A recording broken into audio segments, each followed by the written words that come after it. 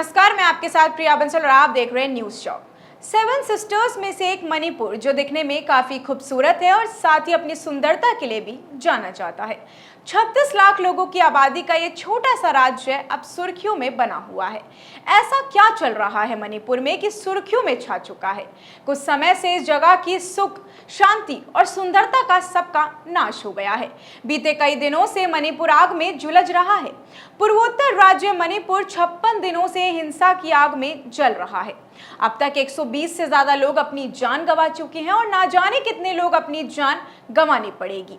वहीं 3000 से ज्यादा लोग बुरी तरह से घायल हो चुके हैं और करीब 50,000 लोग अपना घर बार छोड़कर रिलीफ कैंप में रहने को मजबूर हो गए हैं। फिर भी हमारे प्रधानमंत्री विदेशी दौरे में मशगूल हैं। इस और अपना ध्यान नहीं दे रहे हैं। क्यों साधी हुई है प्रधानमंत्री ने चुप्पी? आखिर और कितने परिवार घर आग में झुलसेंगे?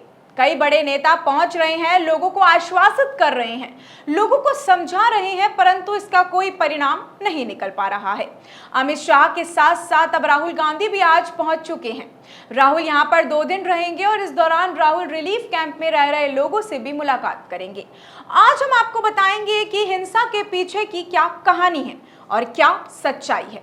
मणिपुर 3 मई से जल रहा है, जहां कुर्की समुदाय की ओर से निकाले गए आदिवासी एकता मार्च के दौरान हिंसा भड़की थी। इस दौरान कुर्की और मतई समुदाय के बीच में हिंसक झड़प हो गई थी। तब से ही वहां के हालात बहुत ज्यादा तनावपूर्ण बने हुए हैं।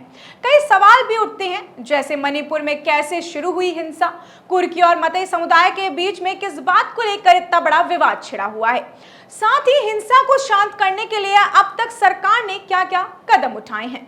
आइए सारे क्वेश्चंस का आंसर आज हम जानते हैं।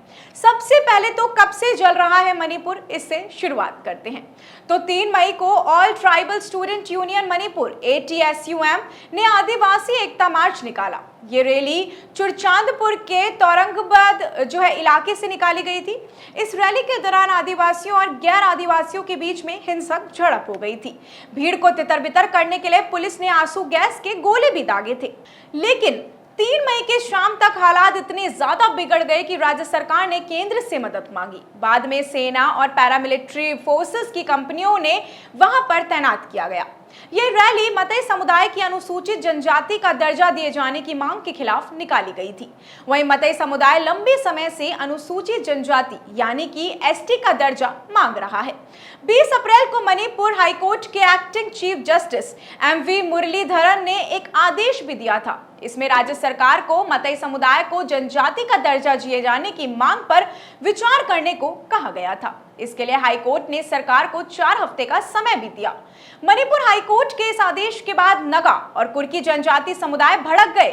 उन्होंने 3 मई को आदिवासी एकता मार्च निकाला। अब इसके बाद बात आती है कि मतई क्यों मांग रहा है जनजाति का दर्जा। तो आपको बता दें कि मणिपुर में मतई समुदाय की जो आबादी है वो 53% से ज्यादा है। ये गैर जनजाति समुदाय है जिसमें ज्यादातर लोग हिंदू हैं। वहीं कुर्की और नगा की आबादी 40% के आसपास है। राज्य में इतनी बड़ी आबादी होने के बावजूद भी मतई समुदाय सिर्फ घाटी में ही बसा हुआ है। मणिपुर का 90% से ज्यादा इलाकी पहाड़ी में रह रहा है, वहीं सिर्फ 10% ही घाटी है। वहीं पहाड़ी इलाकों पर नगा और कुर्की समुदाय का तो घाटी में मतई का दबदबा है। वहीं मणिपुर में कानून भी है, इसके तहत घाटी में बसे मतई समुदाय के लोग पहाड़ी इलाकों में ना बस सकते हैं और ना ही जमीन खरीद सकते हैं। लेकिन पहाड़ी इलाकों में बसे जनजाति समुदाय के कुर्की और नगा घाटी में बस भी सकते हैं और वहीं जमीन भी खरीद सकते हैं। पूरा मसला इस बात पर केंद्रित करता है कि 53% से ज्यादा आबादी जो है वो सिर्फ और सिर्फ 10% इलाके में रह रही है, लेकिन जो 40% आबादी का दबदबा है वो 90% से ज्यादा इलाके में रह रहा है। अब बात आती है कि मतई समुदाय की मांग कितनी जायज है और कितनी नाजायज है। तो आपको बता दें कि मतई समुदाय की ओर से मणिपुर हाईकोर्ट में याचिका दायर की गई थी।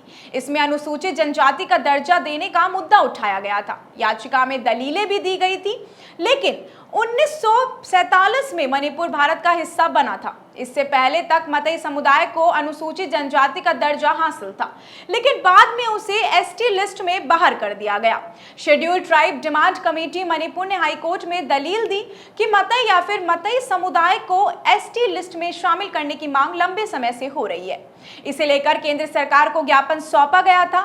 एसटीडीसीएम ने हाईकोर्ट में दलील भी दी थी। 29 मई 2013 को केंद्र सरकार ने राज्य सरकार से मतई समुदाय से जुड़ी सामाजिक और आर्थिक जनगणना और एंथोग्राफिक रिपोर्ट्स भी मांगी थी, लेकिन राज्य सरकार ने कोई ठोस कदम उठाया ही नहीं। इसी पर मणिपुर हाईकोर्ट ने राज्य सरकार को आदेश दिया था कि वो 4 हफ्तों के अंदर मतई समुदाय की ओर से एसटी का दर्जा दिए जाने की मांग पर विचार करे। अब बात तो ये उठती है कि शांति के लिए अब तक क्या कुछ सरकार ने किया है, तो आपको बताते हैं। सबसे पहले तो केंद्र सरकार ने मणिपुर में हो रही हिंसा की जांच के लिए 4 जून को एक आयोग का गठन किया था, जहां आयोग की अध्यक्षता गुवाहाटी हाईकोर्ट के पूर्व जस्टिस अजय लांबा कर रहे हैं।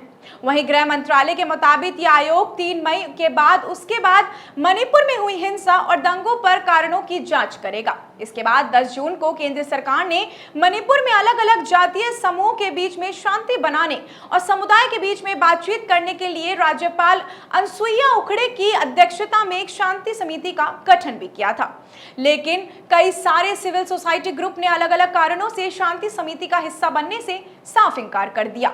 इससे पहले गृह मंत्री अमित शाह ने भी मणिपुर का 4 दिन का दौरा किया था। उन्होंने निर्देश के बाद गृह में मणिपुर में जो है विस्थापित लोगों के लिए 101.75 करोड़ रुपए के राहत कैंप की मंजूरी भी दे दी थी। इतना ही नहीं, भारी मात्रा में हथियारों को भी जब्त किया गया था। वहीं 27 जून को ही असम राइफल्स और नागालैंड पुलिस ने जॉइंट ऑपरेशन में बंदूक, हथियार और विस्फोटक जब्त किए थे। हालांकि इस पूरे मामले में किसी को भी गिरफ्तार नहीं किया गया था। इन हथियारों को मणिपुर में ले जाया रहा था। वहीं अब बात आती है कि कैसे शांत हो सकता है मणिपुर का पूरा हिंसा। तो आपको बता दें कि भारतीय सेना में लेफ्टिनेंट जनरल की पोस्ट तक पहुंचने वाले पूर्वोत्तर के पहले अधिकारी retired lieutenant general Himalaya Singh का कहना है कि यह समय आग के बदले आग का नहीं बल्कि शांति बनाने का है। उन्होंने कहा है कि हमें साथ बैठना चाहिए और बातचीत करनी चाहिए। अब गृह मंत्री मणिपुर आए और उन्होंने शांति समिति के गठन का ऐलान तो किया। यह अच्छा कदम है। उम्मीद है कि शांति समिति काम भी करेगी। उन्होंने साथ ये भी कहा कि जातीय संघर्ष राष्ट्रीय सुरक्षा के लिए भी खतरा हो सकती है। हम बाहरी और आंतरिक सुरक्षा चुनौतियों वाले माहौल में रह रहे हैं, इसका समाधान किया जाना चाहिए। उन्होंने सुझाव भी दिया कि कुर्की विधायकों से बात की जानी चाहिए। साथ ही मुख्यमंत्री एन बीरेन सिंह के सलाहकार रह चुके रजत सेठी का कहना है कि यह कुर्की मतई की समस्या नहीं रह गई है, बल्कि इसमें बाहरी खिलाड़ी भी कूद गए हैं। भारत के बाहर जो निहित स्वार्थ है वो शांतिपूर्ण भारत नहीं चाहते। सेठी का कहना है कि राजनीति भले ही समस्या का हिस्सा है, लेकिन समाधान का रास्ता भी है। जनप्रतिनिधियों से बात की जानी चाहिए। भीड़ की समस्या का समाधान की उम्मीद नहीं करनी चाहिए। अब बात आती है कि प्रधानमंत्री ने अभी तक चुप्पी क्यों साध रखी है। इस पर आपका क्या कहना है, हमें कमेंट सेक्शन में जरूर बताइए। ऐसी और भी तमाम अपडेट्स और जानकारियों के लिए आप बने रहिए हमारे चैनल न्यूज चौक के साथ। तब तक के लिए इजाजत दीजिए। मैं आपके साथ प्रिया बंसल। धन्यवाद।